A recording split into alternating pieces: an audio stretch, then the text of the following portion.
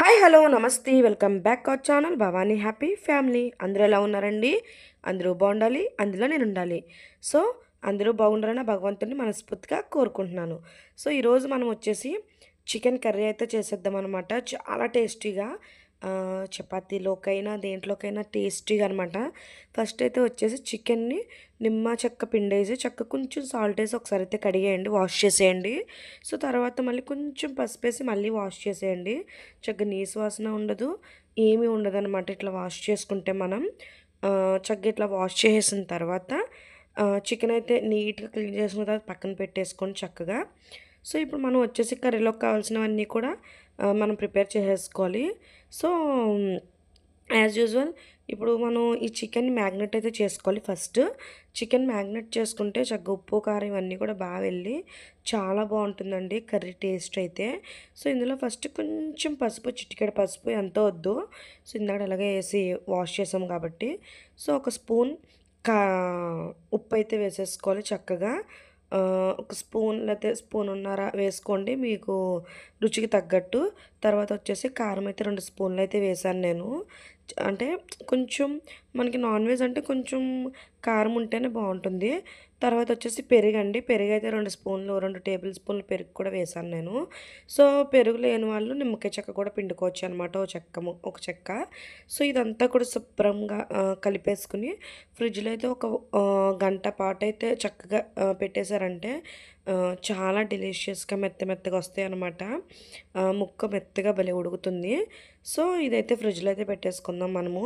ఇప్పుడు వచ్చేసి మనకు కర్రీలోకి కావాల్సిన మెయిన్ ఇంగ్రీడియంట్స్ ఉల్లిపాయ, పచ్చిమిరపకాయ.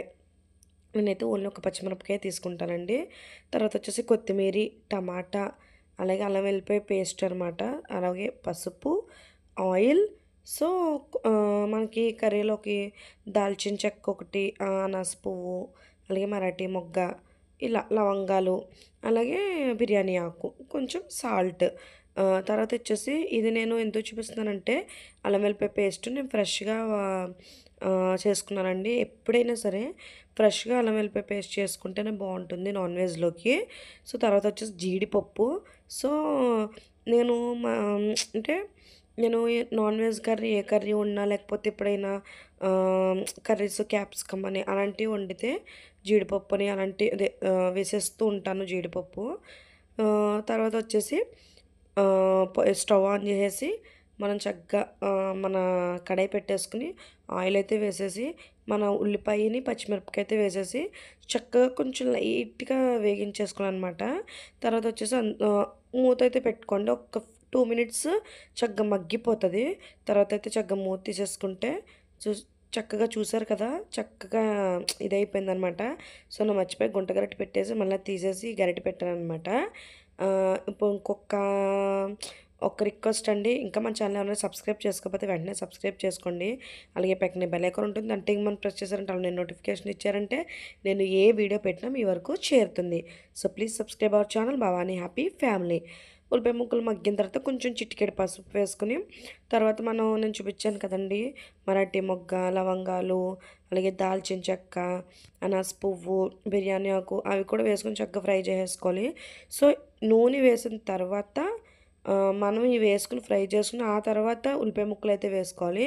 నేనైతే మర్చిపోయాను, అందుకే ఉల్లిపాయ ముక్కలన్నీ పక్కకు గెంటి అవి అయితే వేపించాను అనమాట నూనెలో. ఎలాగైనా పర్లేదండి, మగ్గిపోతే ఏం కాదు. తర్వాత వచ్చేసి టమాటా కూడా వేసి చక్కగా టమాటా కూడా ఒక 5 మినిట్స్ ఉడకనిచ్చి మూత పెట్టేస్తే చక్కగా టమాటా కూడా ఉడుకుద్ది అనమాట. తర్వాత వచ్చేసి అల్లం వెల్లిపాయ పేస్ట్ ఒక ఫుల్ టేబుల్ స్పూన్ అయితే నేను వేసేసుకున్నాను. చక్కగా అది కూడా మగ్గిపోయిన తర్వాత కొంచెం కొత్తిమీర అలాగే జీడిపప్పు కూడా వేసేసుకుని చక్కగా ఒకసారి అయితే కలిపేసుకోవాలన్నమాట. ఇక్కడ వచ్చేసి ఏంటంటే వాటర్ అసలు ఎక్కువ వాటర్ యూజ్ చేయలేదు నేను. మీరు నోటీస్ చేస్తే నేను ఎక్కువ వాటర్ యూజ్ చేయను ఈ కర్రీలో. అలాగే ఆనియన్స్ కూడా నేను ఎక్కువ ఏం యూజ్ చేయలేదన్నమాట. సో ఇదంతా కొంచెం మగ్గిపోయిన తర్వాత చికెన్ మ్యాగ్నేట్ చేసింది ఉంది కదండి, చక్కగా చికెన్ అంతా కూడా మనము వేసేసుకోవాలి. వేసేసుకుని ఒక్కసారి గరిటెతో కలిపేసి ఇంకా ఏమీ చేయకుండా మూత అయితే పెట్టేసి ఒక 5 నిమిషాలు వదిలేయండి. చక్కగా మగ్గిపోతుందనమాట. ఇప్పుడైతే టైం వచ్చేసి 11:43 అయిపోయింది. So July 13. మా పిల్లలు పాపం ఆకలికి వెయిట్ చేస్తూ ఉంటారు. ఎందుకంటే స్కూల్లో 12కే అలవాటు కదా తినేయడం పాపము. సో, అంటే సండే అంటేనే కొంచెం మనకి హ్మ్, కొంచెం లేట్ అవుతూ ఉంటుంది ఆబ్వియస్‌లీ.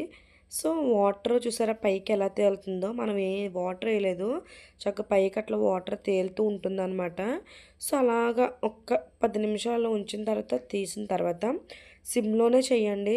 సిమ్‌లోనే జరగాలి ప్రాసెస్ అంతా కూడా. ఎందుకంటే సిమ్‌లో వండిన కర్రీ గానీ, సిమ్‌లో వండిన ఏదైనా కూడా చాలా టేస్ట్‌గా ఉంటుంది. సో, మళ్ళీ ఒకసారి కదిపిన తర్వాత మళ్ళీ మూత పెట్టి మళ్ళీ ఒక 5 నిమిషాలకు మూత తీస్తే మళ్ళీ ఇంకా కొంచెం చూసారా కలర్ చేంజ్ అయింది కర్రీ. సో, ఇంకా బావుంది చూసారా? ఇప్పుడైతే చక్కగా మనం ఒక్క టీ గ్లాస్ వాటర్ అయితే నేను వేసాను. ఎక్కువ వేయలేదు. మీరు వాటర్ నేను ఎక్కువ కూడా వేయలేదు. మీరు చూసే ఉంటారు వీడియోలో.